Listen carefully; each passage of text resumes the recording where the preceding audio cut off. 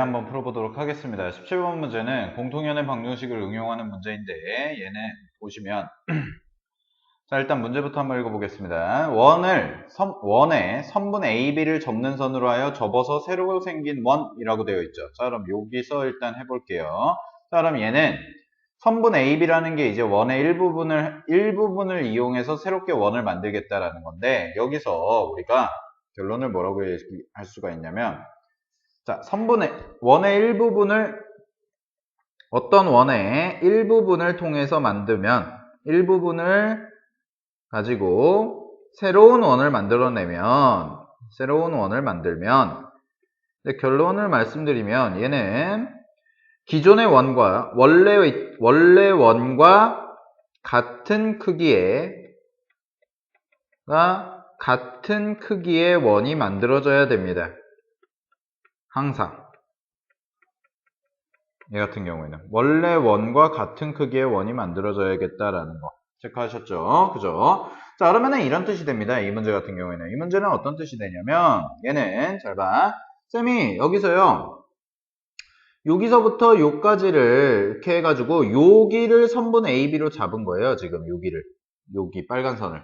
그랬을 때 여기가 선분 AB다라고 이렇게 체크가 될 거고, 그럼 원래 있던 요 기존의 일부분을 통해서 원을 하나 만들었다라는 겁니다. 그리고 문제에서 원한 건 뭐냐면 그 원이 X축, 1,0에서 X축에 접했으니까 요 점의 좌표가 1이더라라는 거죠.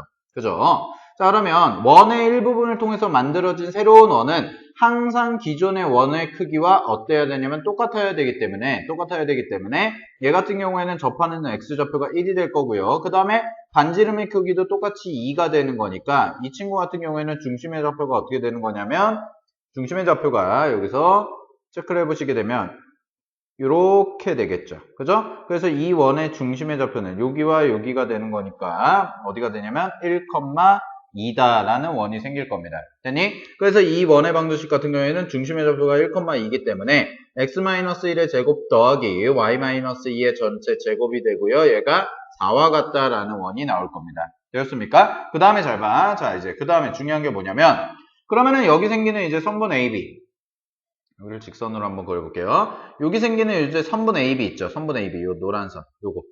그죠? 그럼 얘 같은 경우에는 이제 뭘로 바뀌는 거냐면 얘가 요 두 원에 뭐와 같은 역할을 하냐면 공통현의 역할을 하는 거겠지. 그지? 여기 원래 있던 기존의 원과 새롭게 생긴 원의 공통현의 역할을 하는 거기 때문에 문제에서 원하는 건 뭐냐면 직선 AB, 공통현의 방정식을 구하라는 거죠. 결국 얘는.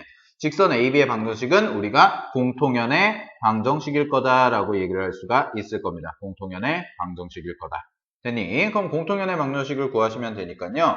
두 원을 어떻게 주면 돼요? 이 원과 그 다음에 기존에 있던 원을 빼주시기만 하시면 되시겠죠. 그죠? 그럼 빼줘 볼게요. 한번 계산해 보시면 자, 기존에 있던 원이 x제곱 플러스 y제곱은 4다라는 원일 거고요. 그 다음에 쟤를 전개해보면 x제곱, 그 다음에 더하기 y제곱, 그 다음에 빼기 2x, 그 다음에 빼기 4y, 그 다음에 여기 생기는 게 1이 생길 거고 4가 생기고요. 넘어오니까 플러스 1이다 라고 이렇게 써주겠죠. 는 0이다 이렇게 되겠지.